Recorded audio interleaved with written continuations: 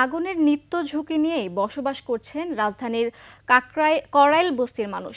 বারবার এখানের বাসিন্দারা আগুনে ক্ষতিগ্রস্ত হলেও আগুন লাগার কারণ তাদের কাছে অজানা। করাইল বস্তির বেশিরভাগই গার্মেন্টস শ্রমিক ও নিম্ন আয়ের মানুষ। সিরাত আল মুস্তাকিমের রিপোর্ট। এ যেন আগুনের মধ্যে বসবাস।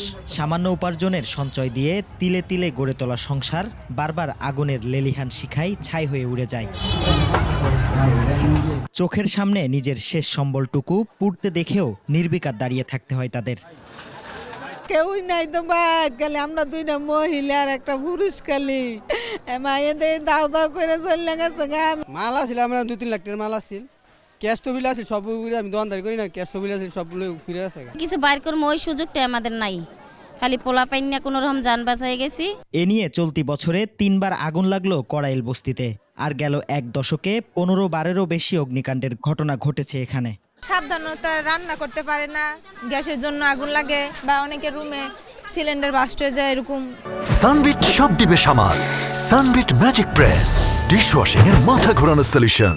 টঙ্গে এই জায়গায় দুতলায় নিচে আগুন লাগছে, পরে সেকেন্ডে আপনার আগুনটা সরে গেল গা।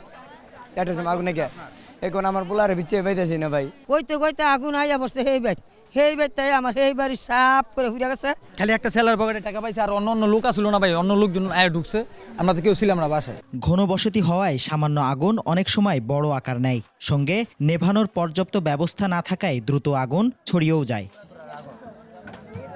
সিরাত আল মুস্তাকিম, 21 টেলিভিশন, ঢাকা।